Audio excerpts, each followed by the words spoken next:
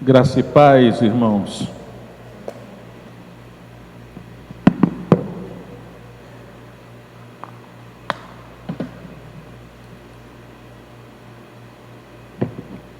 Abra sua Bíblia em Mateus,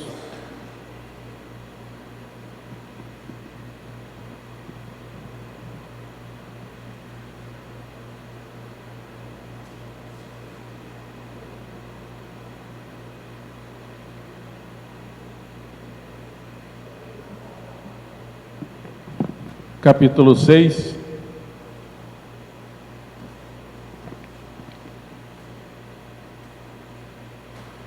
Verso 25.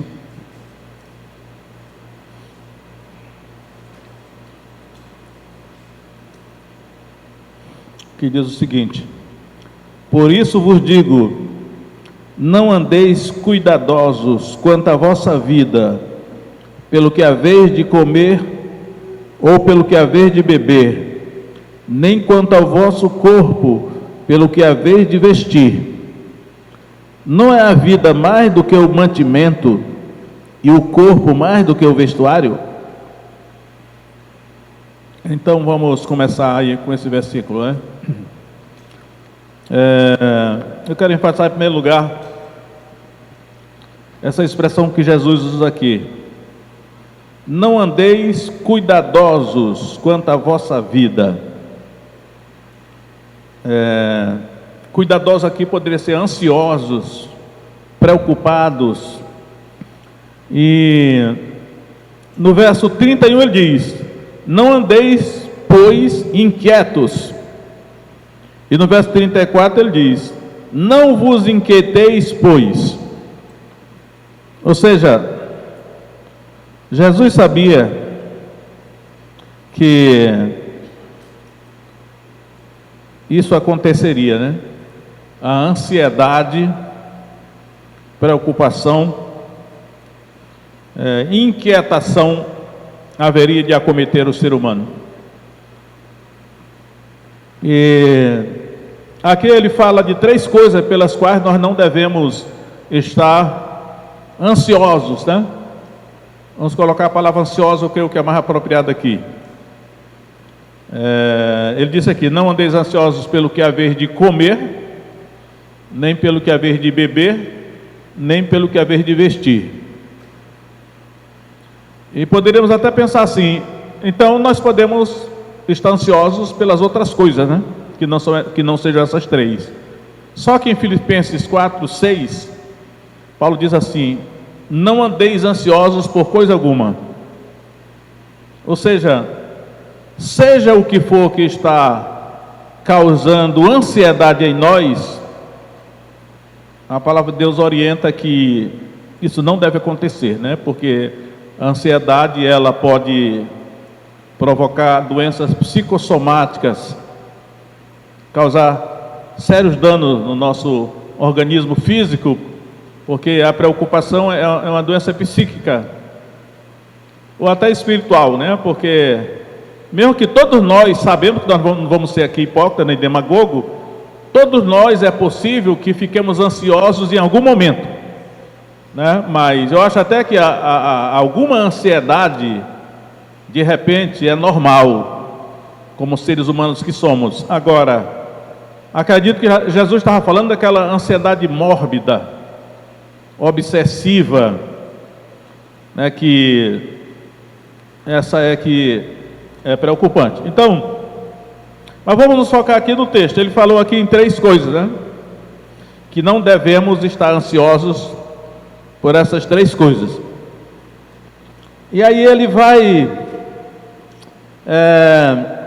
dizer o seguinte,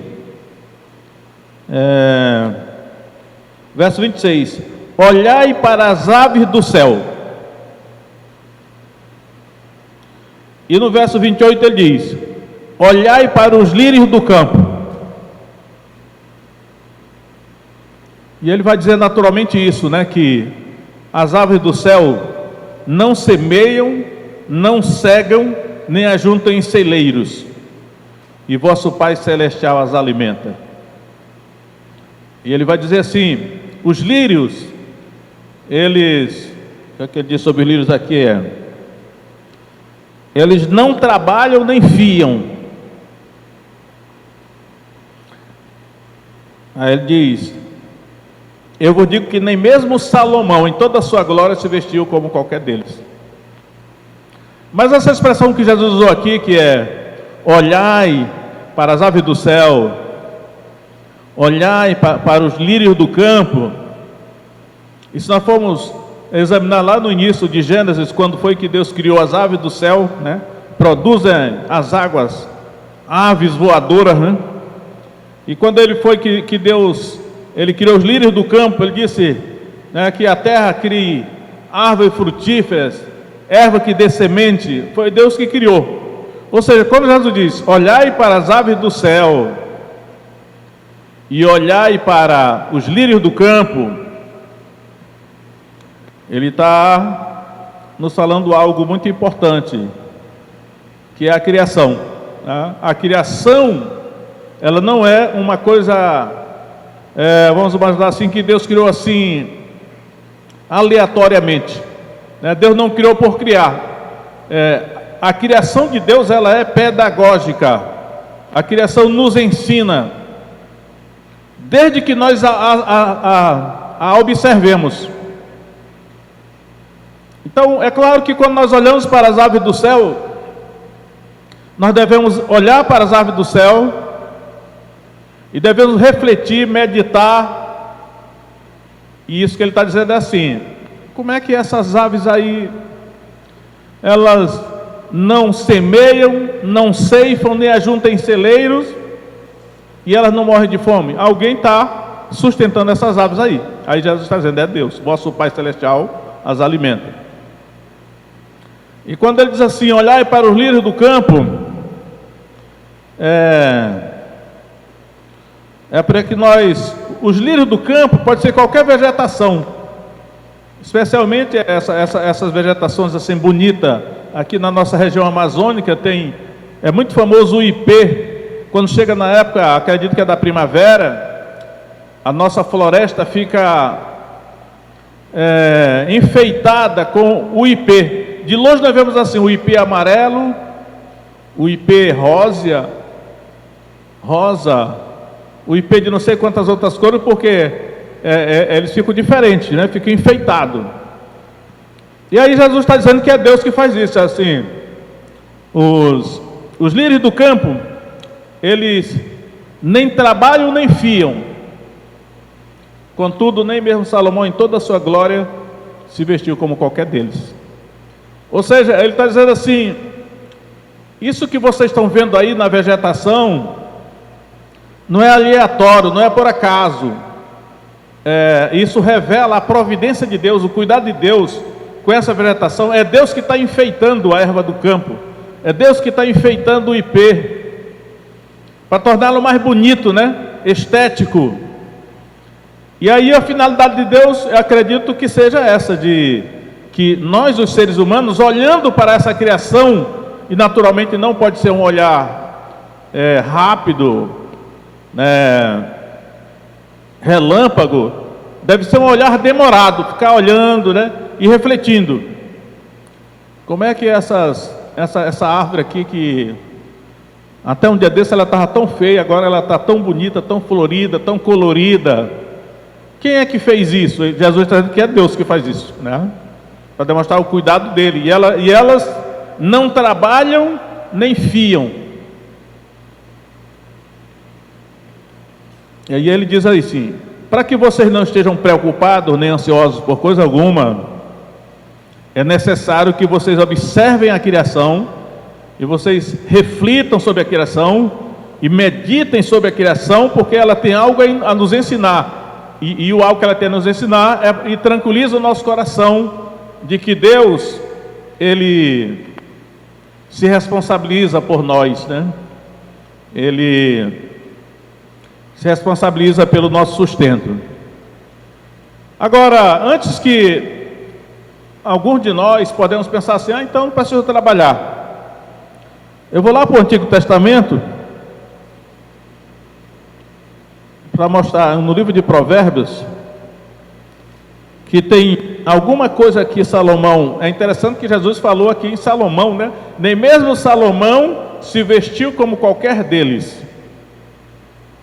E agora Salomão escreveu esse Provérbios aqui, 6:6 de Provérbios, que Salomão vai dizer a mesma coisa que Jesus disse, quando disse: olhai para as aves do céu, olhai para os lírios do campo. Agora Salomão está dizendo assim: olhai para as formigas, que também faz parte da criação.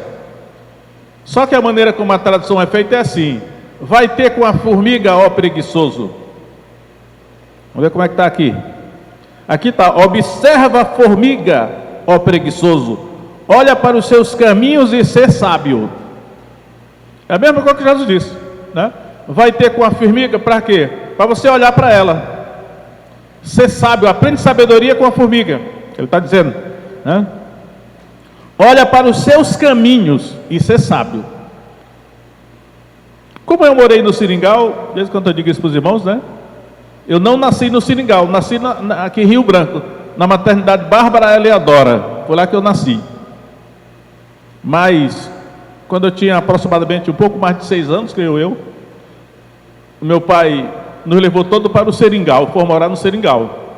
E ali foi uma escola para mim, porque eu fiquei sabendo, eu era meio que um índio, eu conheci a floresta, né? A fauna e a flora. Aliás, isso para resgatar a minha ascendência indígena, porque a minha avó materna era índia legítima. A pessoa pensa que eu sou descendente de negro, né? Ah, o cara é descendente, eu sou descendente de negro em parte sim por causa da minha cor, mas o meu perfil é todo de índio, porque a minha herança por parte da minha mãe é indígena. Então, e ali eu via, né, ao percorrer aquela floresta virgem, ainda inexplorada, tanto na fauna quanto na flora. Quantas vezes eu vi as formigas de roça, né? Elas fazem aqueles caminhos e carregando aquela folha enorme nas costas. Eu vi tucandeira é uma formiga gigante. Eu vi tucandeira, até um homem ferrou. Tinha outra formiga lá, que era formiga jacamim. Eu sabia tudo lá, né?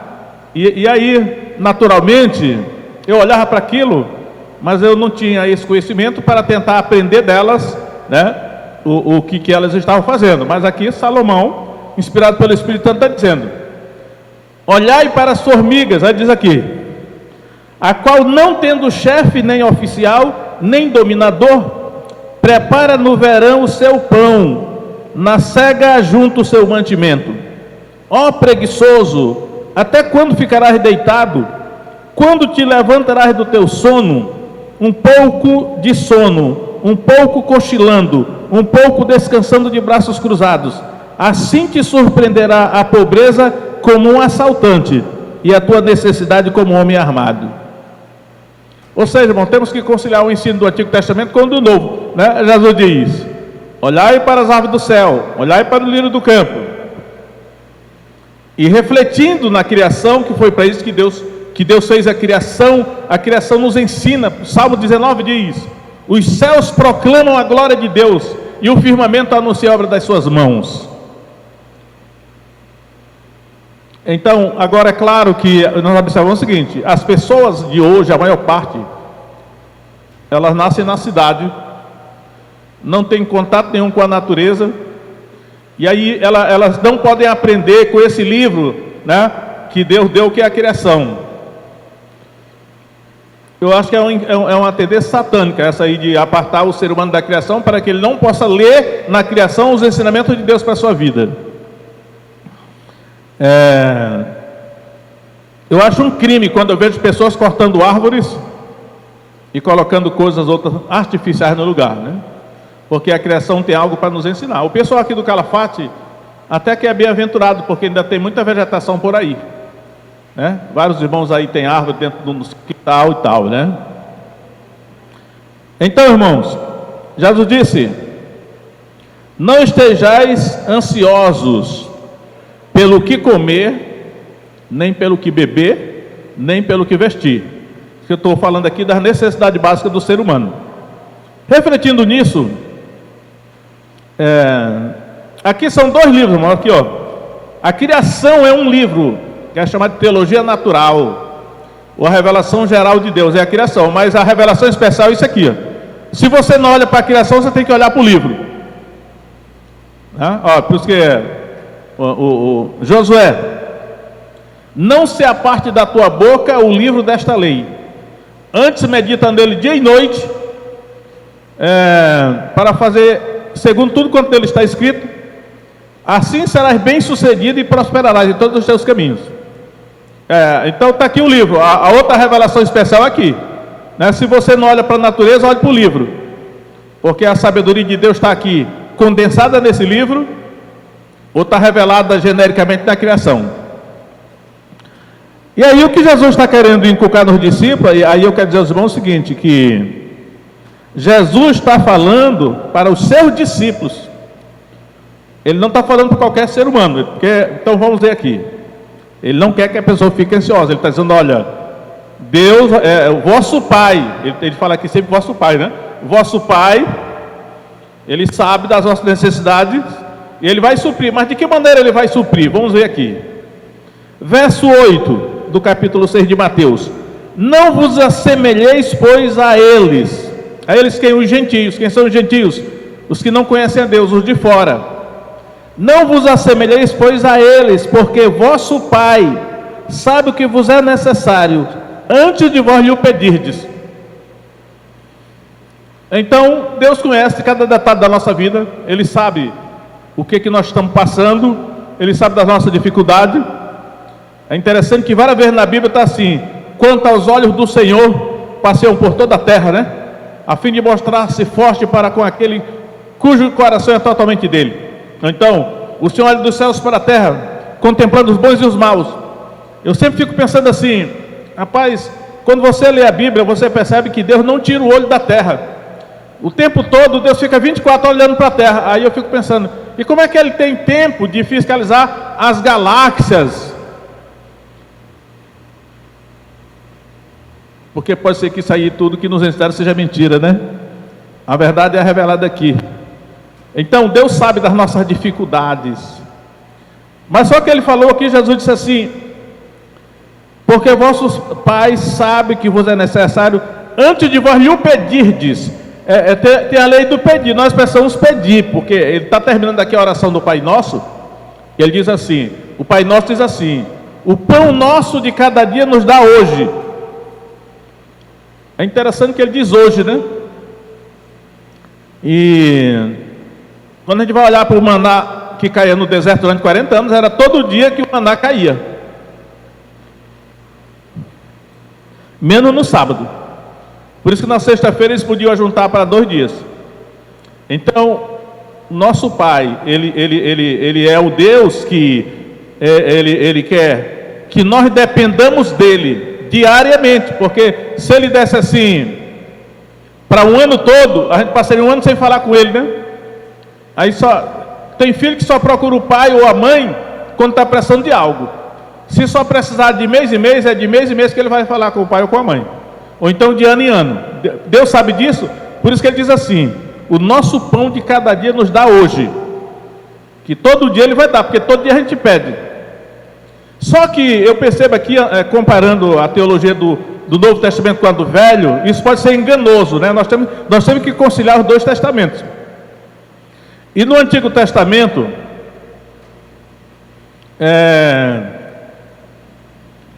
tem algumas passagens que, de certa maneira, elas devem se coadunar com essa aqui. Por exemplo, quando houve a fome no Egito de 7 anos, Deus revelou para Faraó, e José interpretou o sonho de Faraó, que haveria 7 anos de fome, haveria 7 anos de fartura, seguido por 7 anos de fome. E aí, José orientou o Faraó, eu creio que José estava cheio do Espírito Santo, aqui durante os 7 anos de fartura, ele poupasse, né? Separasse 20% da produção alimentícia do Egito. E aí José, durante 7 anos de fartura, ele separou 20% de toda a produção de alimento do Egito e colocou em armazéns. Aí quando vieram os 7 anos de fome, eles iam a José para comprar o alimento.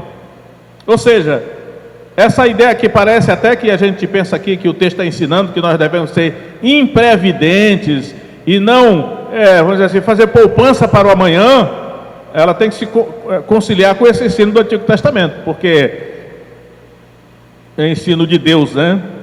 Para as nações. Bom faria o Brasil se seguisse esse ensinamento. E também, eu vou ficar só com esse exemplo aí mesmo, né?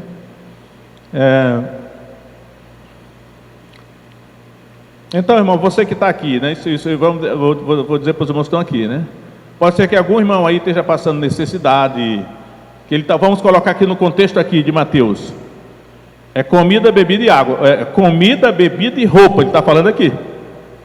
Eu coloquei aqui a necessidade básica do ser humano. Eu refletindo nisso aqui, eu digo, olha, o capítulo 4 de Mateus já fala que o ser humano tem 2 necessidades de coisas que devem ser tiradas dele, que no caso é doenças e demônios, espíritos imundos. As doenças, né, oprimem o ser humano, e os espíritos imundos, eles atormentam. Por isso que lá o texto que vinham muitos com enfermidades e tormentos. O tormento é causado pelos demônios ou pelos espíritos malignos, que eles atormentam as pessoas. Então o ser humano, são 2 necessidades básicas que o ser humano tem: necessidade de saúde, que se tira as doenças dele, nós precisamos que tire as doenças de nós, né? E os espíritos malignos que atormentam o ser humano devem ser expulsos para que o ser humano tenha paz. Isso aí são 2 necessidades básicas que o livro de Mateus já aborda no começo. Mas aqui nesse contexto do capítulo 6, Jesus coloca 3 coisas que não devem ser tiradas de nós, como as doenças e os espíritos, né? Mas coisas que devem ser trazidas para nós. No caso é comida, bebida e roupa. E Deus sabe que nós precisamos de comida, bebida e roupa. E eu pensando lá no Antigo Testamento, eu vi lá o caso da viúva de Sarepta de Sidom, que quando Elias foi enviado, Deus disse assim: vai a Sarepta de Sidom, eu ordenei ali a uma mulher viúva que te sustente. E quando Elias chegou lá, a mulher estava juntando alguns cavacos, naquela fome, para fazer um fogo. Ela tinha um pouco de farinha numa panela e um pouco de azeite numa botija. E aí o Elias estrategicamente chegou para ela e falou: dá-me um pouco d'água. A mulher foi buscar água. Aí ele disse: além da água, faz um pão para mim também, um bolo. Aí a mulher se revoltou, disse: olha, não tenho nada, eu só estou aqui juntando uns cavacos, porque tem um pouco de farinha numa panela, um pouco de azeite numa botija. Eu vou preparar para mim e para o meu filho, para que morramos. Aí ele disse assim: vai, faz como disseste, mas primeiro, aí que está o negócio do primeiro aqui, é um princípio espiritual, né? Primeiro faze para mim um pequeno bolo, porque assim diz o Senhor: da panela a farinha não faltará, e da botija o azeite não se acabará, até que o Senhor faça chover sobre a terra. E assim foi. Então, o princípio espiritual que nós temos a aprender sobre prosperidade, sustento. Olha essa questão do primeiro. Por que ele diz: faz primeiro para mim? Porque nós temos que ligar isso aí com o provérbio 3:9, onde o proverbista diz: honra o Senhor com os teus bens e com as primícias de toda a tua renda. Os bens é tudo que nós temos: a casa, o carro, tudo que nós temos são os bens. Então honra o Senhor com os teus bens. Agora, as primícias de toda a tua renda, de todo o teu lucro, de todo o teu ganho. Por que ele disse as primícias? Porque é a primeira parte. Se você tiver com algum problema aí nessa área, pense bem. Porque desde que eu me converti, eu aprendi isso, de olha, Deus aceita as primícias, é a primeira parte. Ele não aceita a segunda parte. Então não é só contribuir não, é de que modo? E aqui ele está dizendo, com as primícias de toda a tua renda. Então até hoje, quando o meu salário sai, primeiro eu tiro o dízimo. Eu junto logo o dízimo com as primícias, porque quem quer separar, que separe, mas eu coloco o dízimo e a primícia com uma coisa só. A primeira parte, eu digo, é a parte de Deus aqui, eu tiro o dízimo.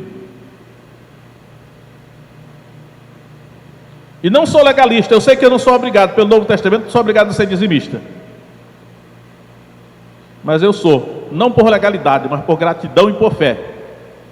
Porque de alguma maneira eu tenho que contribuir com o reino de Deus, e se eu não tiver fé para contribuir com o sustento do reino de Deus, que fé é a minha? Então, Jesus está ensinando os discípulos aqui, disse, olha, meus discípulos, aí eu estou dizendo, isso aqui é só para discípulos de Jesus, ele está ensinando para os discípulos, porque ele diz assim, vamos lá para o verso 32, olha, verso 32 de Mateus 6, porque todas estas coisas os gentios procuram. Ele diz, olha, meus discípulos, estou falando para vocês, diz, olha, os gentios, que são os que não são crentes, os que não são discípulos de Jesus, eles vivem ansiosos pelo que comer, pelo que beber e pelo que vestir, mas não é para vocês serem assim. Aí ele diz, pois vosso Pai Celestial bem sabe que necessitais de todas estas coisas, comida, bebida e roupa. Aí eu digo, olha, sempre resgatando esse versículo 33, que Jesus diz assim, mas buscar em primeiro lugar, primícias, o reino de Deus,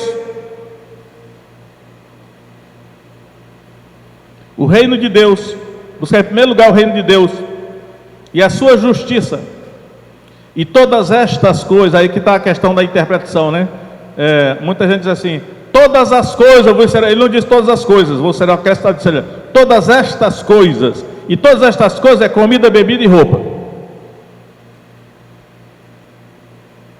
Mas, e Deus vai suprir para você comida, bebida e roupa, se você buscar em primeiro lugar o reino de Deus. Isso é uma questão de hábitos, a nossa vida é constituída por hábitos.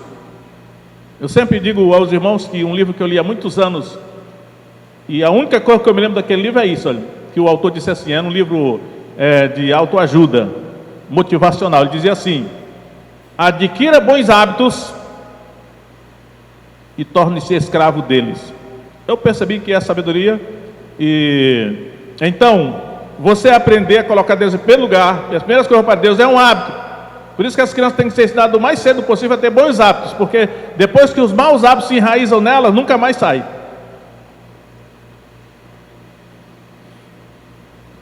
Aí Jesus disse aí, ó, mas buscar em primeiro lugar o reino de Deus, né? E a sua justiça, e todas estas coisas vos serão acrescentadas. Aí a Débora falou ainda agora aqui, eu não combinei nada com ela, né? Mas quando a Débora começou a falar no Salmo 23, eu disse, rapaz, acho que a Débora está falando na direção que eu vou falar também. Eu não combinei nada com ela, né? Mas grande parte da nossa geração sofre porque não crê na Bíblia, não crê no que a Bíblia diz, né? E é muito fácil você ficar 100 anos na igreja, ouvindo as mensagens e não crendo em nada. Aí você vai praticar, a sua vida do comportamento é como do mundo. E aí vem alguns pregadores desonestos, né? E começam a fazer promessa mirabolante, né? Com o intuito só de arrecadar dinheiro. E aí você nunca muda a maneira de pensar, né? A não ser que você reflita no que diz a Escritura. Antigamente eu li muitos livros, né? Eu sou um acumulador de livros. Passei a minha vida toda acumulando livros. Teve época que todo livro sobre o Espírito Santo eu mandei buscar, que eu achei. Outra época era sobre dinheiro. Rapaz, tudo que foi escrever sobre dinheiro eu vou mandar buscar. E eu lembro de um livro que era assim, Prosperidade pela Obediência. É verdade mesmo. Eu só acredito, irmão, nisso aqui, olha, prosperidade pela obediência. Quem é que prospera? Quem obedece a Deus. É mais o ímpio que prospera, é verdade. Mas a prosperidade não significa só ganhar dinheiro, né? Porque depende da maneira como você ganha. Mas se você obedece a Deus, ainda que eu tenho que reconhecer que não é a mensagem do Novo Testamento, a nossa prosperidade material não é a primeira. O Novo Testamento, diferente do Velho, ele enfatiza prioritariamente a salvação da nossa alma. Você pode ser pobre, o que for, você não vai para o inferno, você vai para o céu, se você crer em Jesus.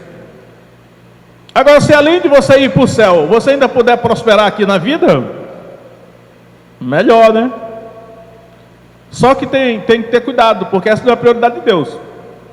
E se for prosperar, tem que ser da maneira, os princípios certos, os princípios do reino de Deus, porque nós estamos vendo aí, né, na nossa nação, mergulhada na corrupção, no roubo, na desonestidade, querendo prosperar, quebrando os princípios de Deus, se torna em maldição. Então, eu deixo aqui para a nossa reflexão hoje, né? O que Jesus está ensinando aqui não esteja ansioso, nem por comida, nem por bebida. E aqui eu quero dizer, a bebida aqui não é Coca-Cola não, nem vinho, é água. Eu separei duas passagens do Antigo Testamento, onde fala sobre água, porque são duas coisas que nós não sentimos dificuldade. Por exemplo, é assim, a nossa geração ela é farta de água. É só abrir a torneira. Toda vez que, às vezes eu levanto à noite, eu bebo muita água, né?